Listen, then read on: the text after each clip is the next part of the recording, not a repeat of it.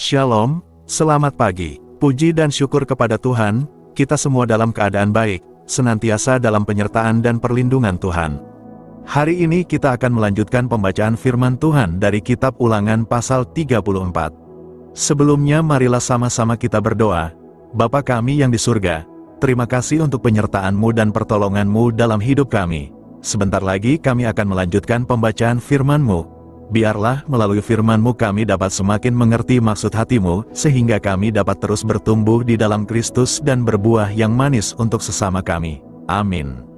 Ulangan 34, Kematian Musa. Kemudian naiklah Musa dari dataran Moab ke atas gunung Nebo, yakni ke atas puncak Pisga, yang di tentangan Yerikho, lalu Tuhan memperlihatkan kepadanya seluruh negeri itu, daerah Gilead sampai ke kota Dan, seluruh Naftali, tanah Efraim dan Manasye, seluruh tanah Yehuda sampai laut sebelah barat, tanah Negeb dan lembah Yordan, lembah Yerikho, kota pohon korma itu, sampai Zoar.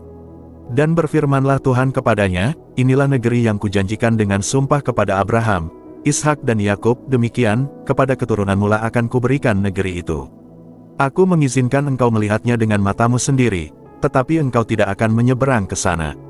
Lalu matilah Musa, hamba Tuhan itu, di sana di tanah Moab, sesuai dengan firman Tuhan. Dan dikuburkannyalah dia di suatu lembah di tanah Moab, di tentangan Bet Peor, dan tidak ada orang yang tahu kuburnya sampai hari ini. Musa berumur 120 tahun, ketika ia mati, matanya belum kabur dan kekuatannya belum hilang. Orang Israel menangisi Musa di dataran Moab 30 hari lamanya. Maka berakhirlah hari-hari tangis perkabungan karena Musa itu. Dan Yosua bin Nun penuh dengan roh kebijaksanaan, sebab Musa telah meletakkan tangannya ke atasnya. Sebab itu orang Israel mendengarkan dia dan melakukan seperti yang diperintahkan Tuhan kepada Musa. Seperti Musa yang dikenal Tuhan dengan berhadapan muka, tidak ada lagi nabi yang bangkit di antara orang Israel. Dalam hal segala tanda dan mujizat, yang dilakukannya atas perintah Tuhan di tanah Mesir terhadap Fir'aun dan terhadap semua pegawainya dan seluruh negerinya. Dan dalam hal segala perbuatan kekuasaan dan segala kedahsyatan yang besar yang dilakukan Musa di depan seluruh orang Israel.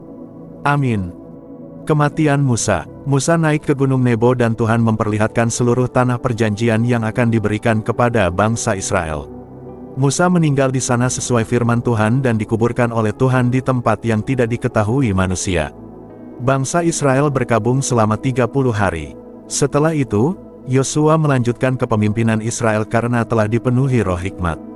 Kitab ini ditutup dengan penegasan bahwa belum pernah ada nabi seperti Musa yang dikenal Tuhan dengan begitu dekat.